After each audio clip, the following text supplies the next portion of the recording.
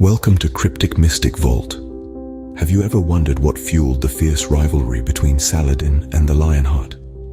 A rivalry that ignited during the turbulent 12th century, a time when political and religious tensions ran high, transforming the Holy Land into a chessboard for power and control. Two legendary leaders, Saladin and Richard the Lionheart, found themselves locked in a momentous struggle. But really sparked this intense conflict?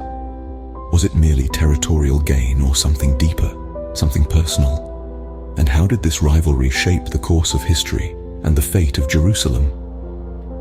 Let's unravel the story behind this fascinating rivalry only on Cryptic Mystic Vault. The 12th century was a time of religious and political turmoil, with Jerusalem at its heart. The city, considered sacred by three major religions, Christianity, Islam, and Judaism, was the apple of discord, the prize that drove nations to war. The Crusades, a series of religious wars, were launched by the Christian states of Europe.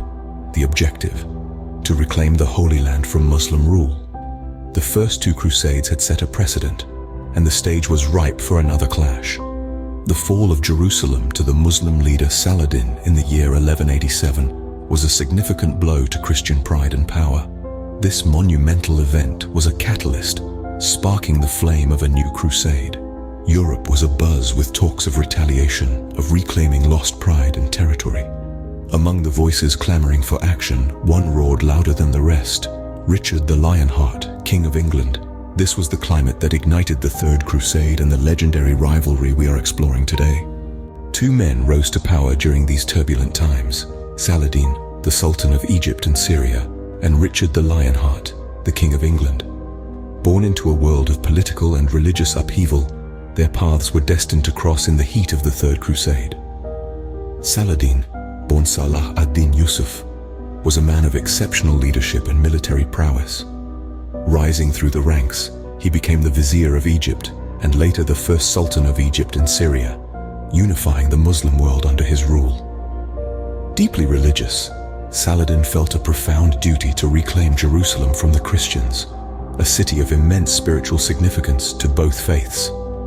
Across the seas, Richard the Lionheart, known formally as Richard I of England, was a king of unparalleled bravery and ambition. He was a warrior at heart, with a fiery spirit that earned him his nickname. Richard's reign was marked by his dedication to the Crusades, driven by a deep-seated belief in his divine right and duty to secure Jerusalem for Christendom. Both leaders were not just men of war, but also men of faith, their actions and decisions deeply influenced by their religious convictions. They were strategic masterminds, known for their innovative tactics and the ability to inspire their troops even in the face of overwhelming odds. Saladin was renowned for his chivalry and magnanimity, even towards his enemies, while Richard was admired for his fearlessness and military acumen. Their leadership qualities were recognized and respected, not just by their own people, but also by their adversaries. Their motivations for engaging in the crusade were deeply personal and intertwined with their faith. For Saladin, it was about reclaiming what he believed was rightfully theirs. For Richard, it was about asserting his divine duty and securing his place in history.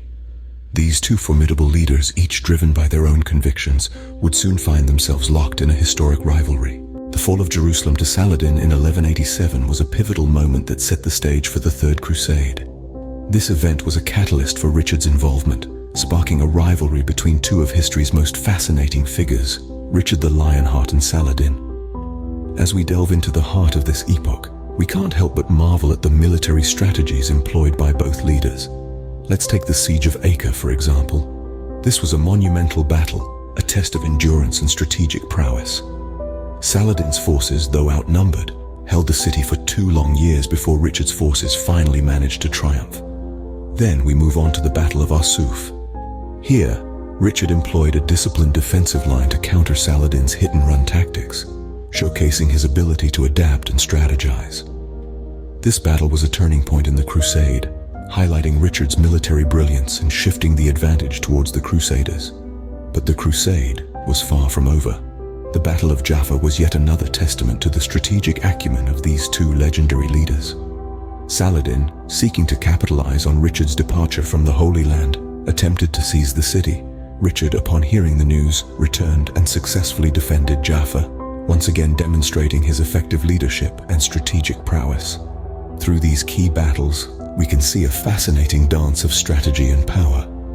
Saladin, the astute Sultan, who despite being outnumbered, managed to hold his own against the might of Richard's forces, and Richard, the Lionheart, whose military brilliance and unyielding spirit were instrumental in the Crusaders' victories. The strategies employed by both Saladin and Richard throughout the Crusade were not just about military might. They were a game of chess, a test of wits and endurance, where every move could mean the difference between victory and defeat. These battles demonstrated not just the military prowess of both leaders, but also their strategic acumen. They were a crucible, a testing ground where the mettle of these great leaders was truly put to the test. The rivalry between Saladin and Richard the Lionheart didn't end on the battlefield. It culminated in the Treaty of Jaffa in 1192, a diplomatic masterstroke that allowed Christian pilgrims access to Jerusalem while keeping the city under Muslim control. This was a testament to the mutual respect and understanding that had developed between the two leaders. Despite their fierce rivalry, their encounters were not just about military prowess, they were also about chivalry and respect. Instances of diplomacy were not uncommon. They negotiated for the release of prisoners and ensured access to holy sites for pilgrims. Such conduct has become legendary, setting an example of chivalry that still resonates today. But the legacy of their rivalry extends beyond these acts of respect. It has been romanticized in literature and media, painting a vivid picture of two mighty leaders locked in a battle of wills. They are often depicted as larger-than-life figures whose strategic maneuvers and personal charisma left an indelible mark on the course of history. This rivalry has also had a profound impact on Christian-Muslim relations. It symbolizes the ongoing struggle for control of the Holy Land, a struggle that is deeply rooted in religious, political, and territorial tensions. The echoes of their rivalry can still be felt today, influencing the cultural memory of the Crusades and shaping perceptions of this iconic conflict.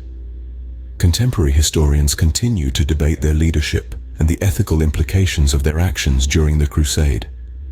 These discussions underscore the complexity of the relationship between Saladin and Richard, a mixture of conflict and respect that defined their interactions. Their rivalry, a blend of conflict and respect, has left an indelible mark on history,